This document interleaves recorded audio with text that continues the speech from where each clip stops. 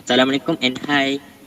My name is Wan Danish Faid Muhammad Rizki, and this is my teammates, Muhammad Imran and Muhammad Alif Rukun. So today we will present about assignment for cost accounting. This is table of content.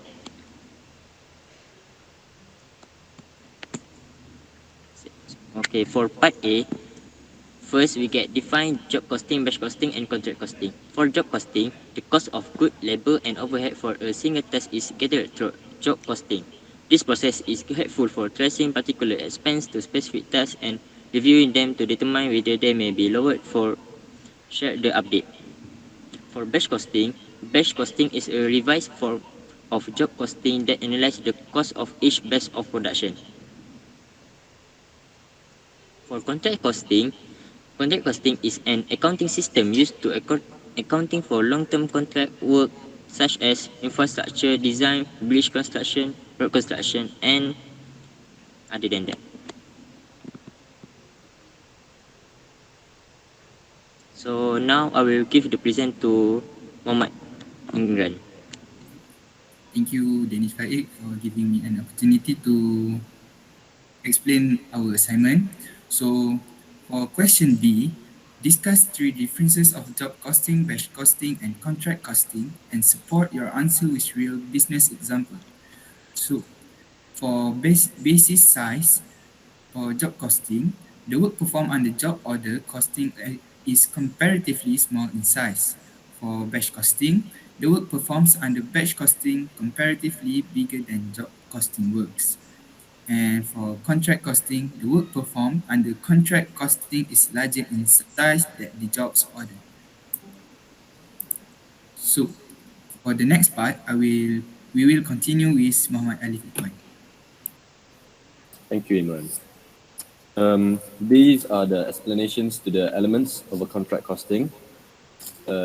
This includes the material, labor, direct expenses, overhead, plant, additional work, subcontract, architect's certificate, progress payments, retention money, profit on the incomplete contract, and price. That's all from me. So, the next is part B. We will start with production process.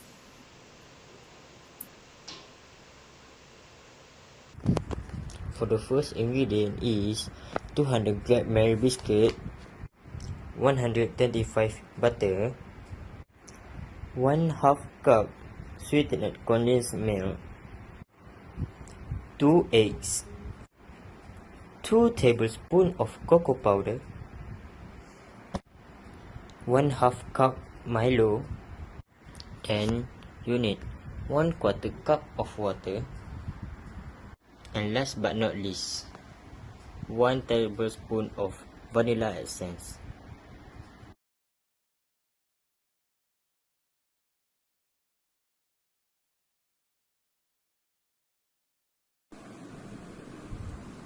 Start by breaking 200 grams of Marie biscuits.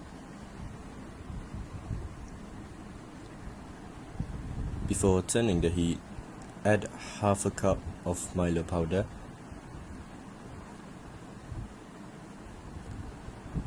2 tablespoons of cocoa powder, 1/4 cup of water,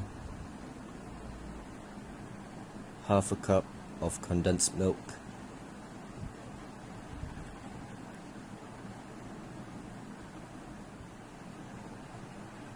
2 eggs, and 1 teaspoon of vanilla essence.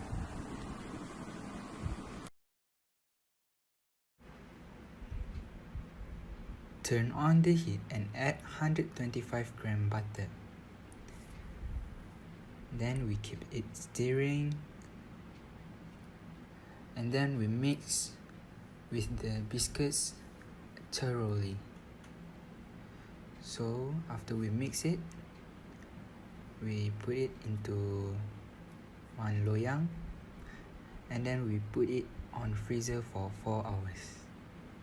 And then our cake batik is done and ready to eat.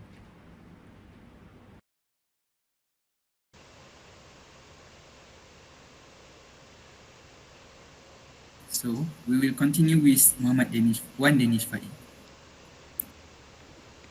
So right now we will, as you can see, this is the receipt for the production of our goods. Uh, okay, for the list of ingredient, first we get Mary biscuit, then butter, and next cocoa powder, condensed milk, Milo, grade A, eggs, and vanilla essence, and also water.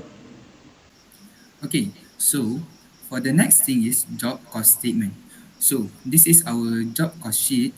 Our customer is Shamsul bin Yusuf, and the description about this customer is 100 cake batik.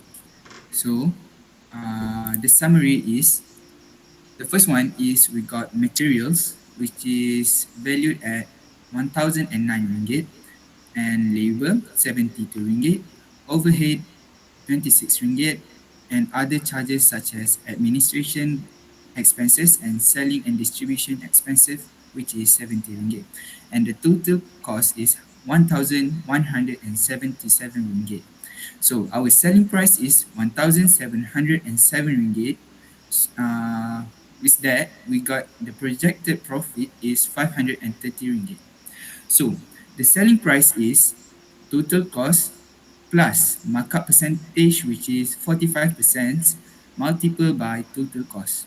So we got 1,707 ringgit. So the profit we get is from the markup price is 530 ringgit. So for whole order, which is 100 units, our markup is 45% from cost, which is 530 ringgit. And selling price is, like I told you already, 1,707 ringgit. So for the next is cost per unit. Cost per unit is 1,177 ringgit divided by 100 units, which is 11 ringgit and 70 cents. So the next is selling price per unit. Selling price per unit is 1,707 ringgit divided by 100 units, which we got 17 ringgit. And the last one is profit per unit, is 17 ringgit minus by 11 ringgit and 70 cents, which is 5 ringgit and 30 cents. So for the next part, we will continue with Muhammad Alif Ikhwan. Thanks, Imran. So for the technique that was used to determine the selling price is that we use the markup on the total cost method by making up the total cost by 45%. This gives us the selling price of 17 ringgit per unit. To find the profit we would gain for 1 unit, we subtract the total cost price from the selling price per unit, which leaves us with 5 ringgit and 30 cents profit per unit sold. If we were to make 500 ringgits profit per month, we calculated that we would need to sell approximately 100 units of batik cakes. This was done by dividing the targeted 500 ringgit profit with the profit for a single unit. That's all from me. Thank you. Okay, so next is cost statement. In cost statement, we have direct material, direct labor, overhead cost, other charges. So for the last is direct cost. In direct cost, we have Mary biscuit, butter, Milo, eggs, condensed milk, vanilla essence, cocoa powder, and baker. So for indirect cost, electricity, packaging, admin wages, manager, utilities, delivery, vehicle expenses, and lighting. So that's all from us. Thank you.